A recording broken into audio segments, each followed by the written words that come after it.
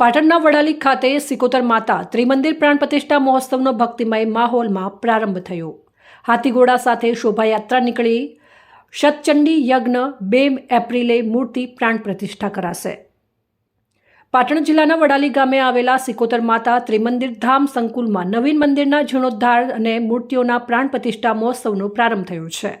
સંવંત 2082ના ચૈત્ર સુદ 13થી પૂર્ણિમા સુધી ચાલનારા આ 3 દિવસીય મહોત્સવમાં શતચંડી મહાયજ્ઞ અને મૂર્તિઓની પ્રાણ પ્રતિષ્ઠા મુખ્ય આકર્ષણ રહેશે। આ ત્રિદિવસીય મહોત્સવના પ્રથમ દિવસે 31 માર્ચ 2026ના રોજ સવારે 7:30 કલાકે કમલેશભાઈ પ્રજાપતિના નિવાસ સ્થાનેથી ભવ્ય કળશ યાત્રા અને શોભાયાત્રા નીકળી હતી।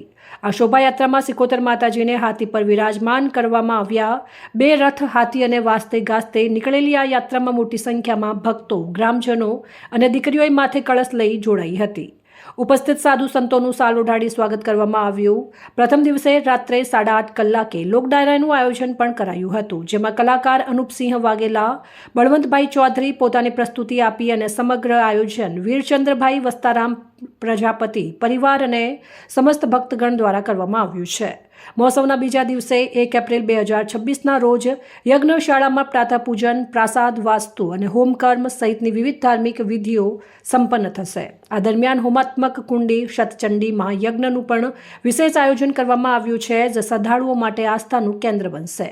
મહોત્સવના અંતિમ અને મુખ્ય દિવસે 2 એપ્રિલ 2026ના રોજ બપોરે 12:39 પર મૂર્તિઓની પ્રાણ પ્રતિષ્ઠા વિધિ શાસ્ત્રોક્ત પદ્ધતિથી કરવામાં આવશે। આ ખાસ પ્રસંગે મંદિર પર હેલિકોપ્ટર મારફતે પુષ્પવર્ષા કરવાનું આયોજન કરાયું છે। ત્યારબાદ બપોરે 3:30 કલાકે યજ્ઞની પૂર્ણાહુતિ અને સાંજે 4 કલાકે મહાઆરતી યોજાશે। મહોત્સવની પૂર્ણાહુતિના ભાગરૂપે રાત્રે 8:30 કલાકે માનસી કુમાવતના રાસ ગરબા અને રાત્રે 9 કલાકે 501 દીવાની ભવ્ય મહાઆરતીના દર્શનનું આયોજન કરાયું છે। આ 3 દિવસ દરમિયાન ભક્તો માટે ભોજન પ્રસાદની વ્યવસ્થા પણ રાખવામાં આવી છે। ઉલ્લેખનીય છે કે આ ત્રિમંદિર સંકુલમાં ગૌશાળા પણ કાર્યરત છે અને હાલમાં હજારોની સંખ્યામાં ભાવિકો દર્શનાર્થે ઉમટી પડ્યા છે।